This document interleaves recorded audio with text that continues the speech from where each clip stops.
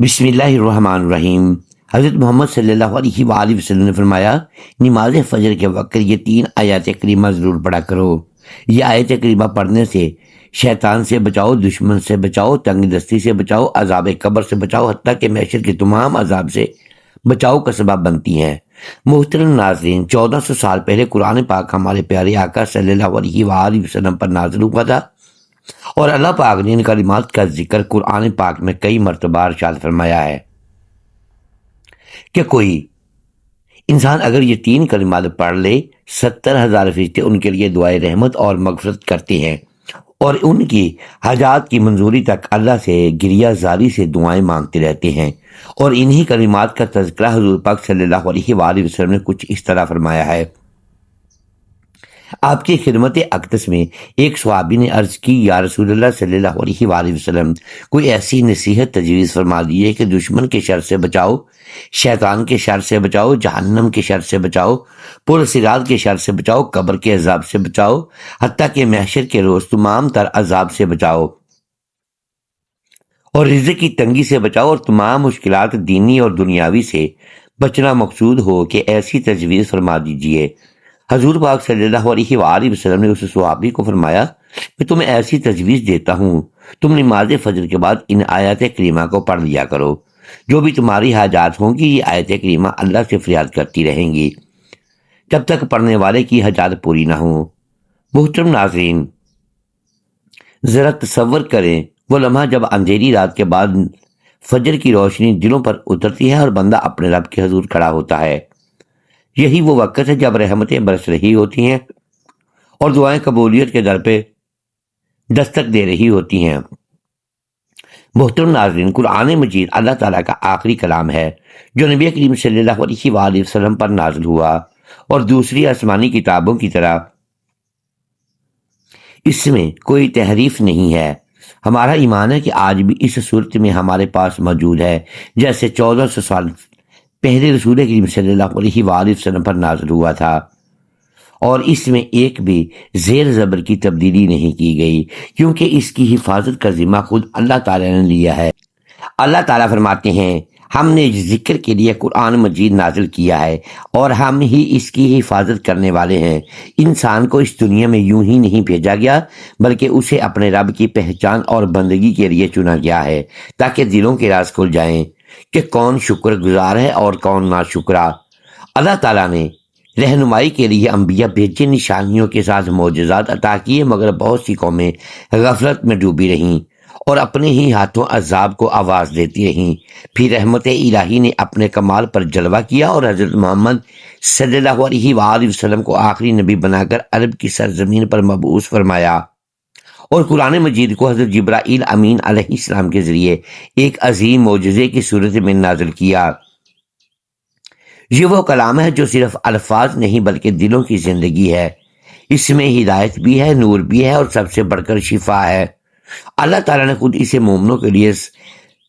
سراسر رحمت اور شفا قرار دیا ہے۔ ایسا کلام جو ٹوٹے دلوں کو جوڑ دے، بے چین روحوں کو سکون دے، اور اندھیروں میں بھٹکتے انسان کو روشنی کا راستہ دکھا دے، مگر جو دل حق سے منہ موڑ لیتے ہیں ان کے لیے یہی کلام حجت بن کر ان کے خسارے کو اور بڑھا دیتا ہے۔ اللہ تعالیٰ اپنے کلام میں فرماتے ہیں کہ یہ کتاب ایمان والوں کے لیے دلوں کی شفا ہے، ایک ایسا نور جو سینوں کے اندھیروں کو مٹا دیتا ہے، ایک ایسی رحمت جو ٹوٹے دلوں کو سہارا دیتی ہے۔ قرآن کریم وہ کلام ہے جسے سمجھنے کے لیے دل کا زندہ ہونا ضروری ہے، کیونکہ جن کے دل حق سے دور ہو جائیں وہ اس کی حقیقت کو نہیں پا سکتے۔ اللہ کی رحمت اتنی وسیع ہے کہ اگر اسے سمندروں کی گہرائی میں ناپنا چاہا جائے تو اس کی وسعت ختم نہ ہو، مگر ہر انسان اسے اپنے ظرف، اپنے طلب اور اپنے یقین کے مطابق پاتا ہے۔ پھر رب کریم محبت سے پکارتا ہے کہ اے لوگو، تمہارے پاس تمہارے رب کی طرف سے ایسی نصیحت آ چکی ہے جو تمہارے دلوں کے ہر روگ کے شفا ہے، جو تمہیں سیدھا راستہ دکھاتی ہے اور ایمان والوں کے لیے سراسر رحمت بن جاتی ہے۔ یہ وہ پیغام ہے جو دلوں کو جگاتا ہے، روح کو زندہ کرتا ہے اور انسان کو اپنے رب کے قریب لے آتا ہے۔ یہ حقیقت دل کو جھنجھوڑ دیتی ہے کہ قرآن مجید صرف ایک کتاب نہیں بلکہ انسان کے ہر درد کی شفا ہے، چاہے وہ دل کا روگ ہو یا روح کی بے چینی یا جسم کی کمزوری یا ذہن کی تھکن۔ حسد، کینہ، بغض، منافقت اور ڈپریشن جیسے اندھیرے جب دل میں گھر کر دیتی ہیں تو یہی کلام انہیں روشنی میں بدل دیتا ہے، کیونکہ اللہ کا ذکر روح کی غذا ہے جو انسان کے اندر نئی زندگی اور طاقت بھر دیتا ہے۔ اور رب کریم اپنی نشانیوں کے ذریعے ہمیں سکھاتا ہے کہ شفا صرف الفاظ میں نہیں بلکہ اس کی پیدا کی ہوئی نعمتوں میں بھی چھپی ہے، جیسے وہ شہد جس کے بارے میں فرمایا کہ اس میں لوگوں کے لیے شفا ہے اور جو غور و فکر کرنے والوں کے لیے ایک بڑی نشانی ہے۔ یہ ہمیں یاد دلاتا ہے کہ انسان کی صحت میں اس کی خوراک بھی اہم کردار ادا کرتی ہے، اور قدرتی نعمتیں جیسے شہد اور پاکیزہ غذا انسان کے جسم کو طاقت دیتی ہیں۔ پھر حضرت محمد صلی اللہ علیہ وآلہ وسلم نے محبت بھرے انداز میں رہنمائی فرمائی کہ شفا 3 چیزوں میں ہے: قرآن کی تلاوت، شہد کا استعمال اور علاج کے طریقے، مگر آپ نے اپنی امت کو تکلیف دہ طریقوں سے بچنے کی تعلیم دی ہے۔ یہ سب ہمیں ایک ہی سچ کی طرف لے جاتا ہے کہ شفا کا اصل سرچشمہ اللہ ہے، اور قرآن اس کی سب سے بڑی رحمت ہے جو دلوں کو سکون، جسم کو طاقت اور زندگی کو نور عطا کرتا ہے۔ حضرت ابن مسعود رضی اللہ تعالی عنہ سے مروی ہے، رسول اکرم صلی اللہ علیہ وآلہ وسلم نے فرمایا، لوگ شفا دینے والی 2 چیزوں کو یعنی شہد اور قرآن کو لازمی پکڑو۔ جسم کے کسی حصے میں درد ہو تو سورت پڑھ کر دم کیا جاتا ہے۔ محترم ناظرین، یہ ایمان کو مضبوط کر دینے والی حقیقت ہے کہ سورہ بقرہ اور معوذ 3 اللہ کی وہ عظیم نعمتیں ہیں جو انسان کو جادو، نظر بد اور ہر طرح کی پوشیدہ آفتوں سے بچانے کا ذریعہ بنتی ہیں، اور یہ بات صرف روایت نہیں بلکہ حدیث کی روشنی میں ثابت ہے۔ ام المومنین حضرت عائشہ صدیقہ رضی اللہ تعالی عنہا فرماتی ہیں کہ جب حضرت محمد صلی اللہ علیہ وآلہ وسلم اپنے آخری مرض میں تھی تو آپ صلی اللہ علیہ وآلہ وسلم خود اپنے اوپر معوذ 3 پڑھ کر دم کرتے تھے، اور جب تکلیف پڑ جاتی تو میں یہ صورتیں پڑھ کر آپ پر دم کرتی اور آپ کے مبارک ہاتھوں کو آپ کے جسم پر پھیرتی تاکہ برکت حاصل ہو۔ یہ روایت صحیح بخاری اور مسلم میں مذکور ہے۔ یہ حدیث ہمیں سکھاتی ہے کہ اللہ کے کلام میں کتنی تاثیر، کتنی رحمت اور کتنی حفاظت چھپی ہے کہ نبی کریم صلی اللہ علیہ وآلہ وسلم خود اس عمل کو اختیار فرماتے اور اپنی امت کو بھی اس نورانی تحفظ کی طرف رہنمائی دیتے ہیں۔ رسول اکرم صلی اللہ علیہ وآلہ وسلم نے ارشاد فرمایا، جو شخص صبح کے وقت 3 بار اعوذ باللہ السمیع العلیم من الشیطان الرجیم کہے اور سورہ حشر کی آخری 3 آیات پڑھے تو اللہ اس کے لیے 70,000 فرشتے مقرر کر دیتا ہے جو شام تک اس کے لیے دعائے رحمت اور مغفرت کرتے ہیں، اور اگر اس دن مرے تو شہید ہوگا اور شام کو پڑھے تو صبح تک یہی فضیلت ہے۔ فرمایا فاتحہ ہر مرض کی دوا ہے۔ اس سورت کا ایک نام فاتحہ اور ایک نام سورہ شفا ہے، اس لیے کہ یہ ہر مرض کے لیے شفا ہے۔ 40 بار سورہ فاتحہ پڑھ کر مریض پر دم کرنے سے آرام ہو جاتا ہے اور آنکھ کا درد بہت جلد ٹھیک ہو جاتا ہے۔ حضرت نعمان بن بشیر رضی اللہ تعالی عنہ سے روایت ہے کہ شہنشاہ مدینہ حضرت محمد صلی اللہ علیہ وآلہ وسلم فرمایا، اللہ پاک نے زمین و آسمان کو پیدا کرنے سے 2000 سال پہلے ایک کتاب لکھی، پھر اس میں سے سورہ بقرہ کی آخری 2 آیتیں فرمائیں، جس گھر میں 3 راتیں ان 2 آیتوں کو پڑھا جائے گا شیطان اس گھر کے قریب نہ آئے گا۔ سنن ترمذی حدیث نمبر 2882۔ حضرت ابو ذر غفاری رضی اللہ تعالی عنہ سے روایت ہے کہ سرور کائنات حضرت محمد صلی اللہ علیہ وآلہ وسلم نے فرمایا،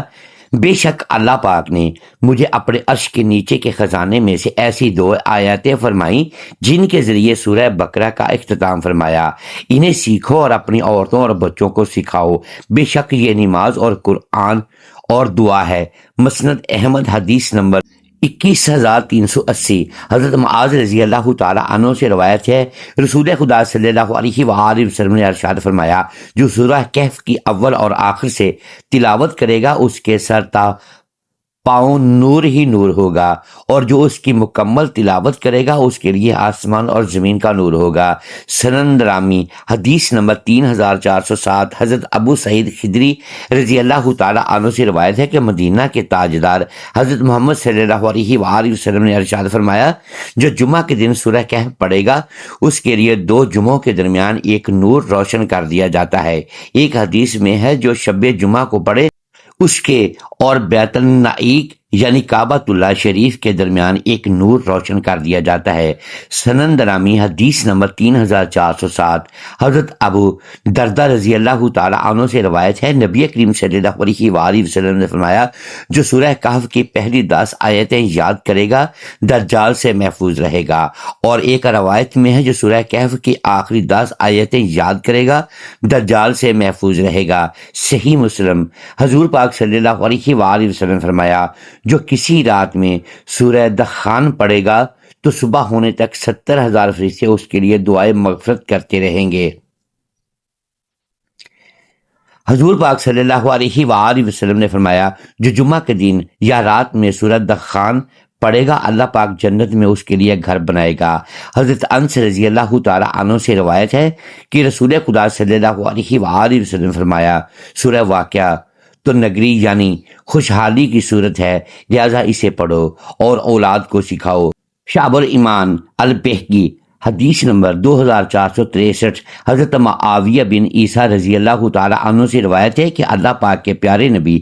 کریم صلی اللہ علیہ وآلہ وسلم فرمایا، سورہ یاسین قرآن پاک کا دل ہے، جو اسے اللہ پاک کی رضا اور آخرت کی بہتری کے لیے پڑھے گا اس کی مغفرت کر دی جائے گی۔ حضرت انس رضی اللہ تعالی عنہ سے روایت ہے کہ حضور اکرم صلی اللہ علیہ وآلہ وسلم نے فرمایا، جو شخص ہمیشہ ہر رات سورہ یاسین کی تلاوت کرتا رہا پھر مر گیا تو وہ شہید کہلائے گا۔ حضرت عطا بن ابو ربی تابعی رحمۃ اللہ علیہ سے روایت ہے کہ شہنشاہ مدینہ حضرت محمد صلی اللہ علیہ وآلہ وسلم نے ارشاد فرمایا، جو شخص دن کی ابتدا میں سورہ یاسین کی تلاوت کرے گا اس کی تمام حاجات پوری کر دی جائیں گی۔ حضرت ابو دردہ رضی اللہ تعالی عنہ سے روایت ہے کہ حضور اقدس صلی اللہ علیہ وآلہ وسلم نے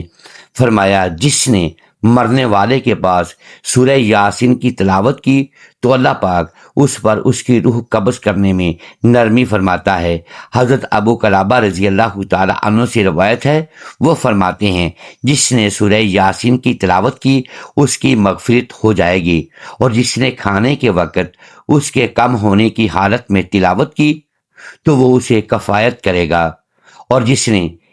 کسی مرنے والے کے پاس اس کی تلاوت کی اللہ پاک اس پر موت کے وقت نرمی کرے گا، اور جس نے کسی عورت کے پاس اس کے بچے کی ولادت کی تنگی پر سورہ یاسین کی تلاوت کی اس پر آسانی ہوگی۔ جس نے اس کی تلاوت کی گویا کہ اس نے 11 مرتبہ قرآن پاک کی تلاوت کی، اور ہر چیز کے لیے دل ہے اور قرآن پاک کا دل سورہ یاسین ہے۔ محترم ناظرین، اب آپ کو اس آیت کریمہ کے بارے میں بتاتے ہیں جس کے بارے میں حضرت محمد صلی اللہ علیہ وآلہ وسلم فرمایا، نماز فجر کے وقت یہ 3 آیت کریمہ ضرور پڑھا کرو۔ یہ آیت کریمہ پڑھنے سے شیطان سے بچاؤ، دشمن سے بچاؤ، تنگ دستی سے بچاؤ، قبر کے عذاب سے بچاؤ، حتیٰ کہ محشر کے تمام عذاب سے بچاؤ کا سبب بنتی ہیں۔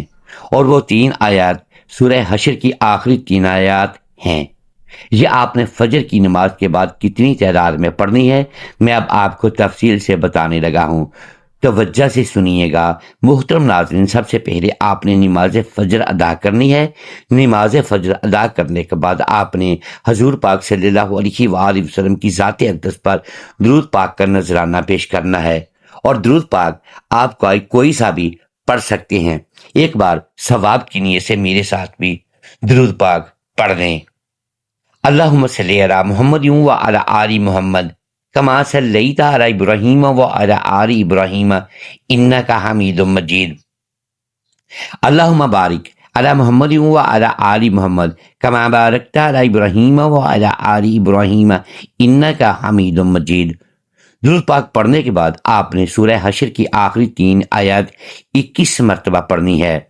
بسم اللہ الرحمن الرحیم، هو الله الذي لا إله إلا هو عالم الغيب والشهادة هو الرحمن الرحيم هو الله الذي لا إله إلا هو المالك القدوس السلام المؤمن والمهيمن العزيز الجبار المتكبر سبحان الله عما يشركون هو الله الخالق البارئ المصور له الأسماء الحسنى يسبح له فی السماوات والارض وهو العزیز الحکیم۔ اس کے بعد آپ نے ایک تسبیح استغفر اللہ ربی من کل ذنب واتوب علیہ پڑھنی ہے، اور 11 بار آپ نے معوذ 3 کی تلاوت کرنی ہے، کیونکہ سورہ فلق اور سورہ ناس شیطان سے بچاؤ، دشمن سے بچاؤ، تنگ دستی سے بچاؤ، قبر کے عذاب سے بچاؤ اور محشر کے تمام عذاب سے بچاؤ کا سبب بنتی ہیں۔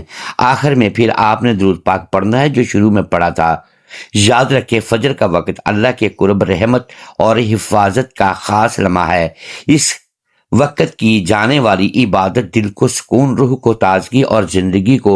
برکتوں سے بھر دیتی ہے۔ قرآن کریم کی تلاوت، ذکر الہی اور دعا انسان کو ہر قسم کی خوف، وسوسوں اور پریشانیوں سے نجات دلاتی ہے اور دل میں ایسا نور پیدا کرتی ہے جو پورے دن کو روشن کر دیتا ہے۔ اللہ تعالیٰ ہمیں بھی یہ توفیق عطا فرمائے کہ ہم فجر کی برکتوں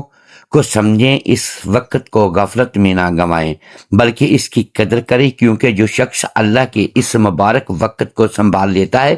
اللہ تعالیٰ اس کی زندگی کے ہر لمحے کو سنوار دیتا ہے۔ اللہ ہمیں شیطان کے شر سے محفوظ رکھے،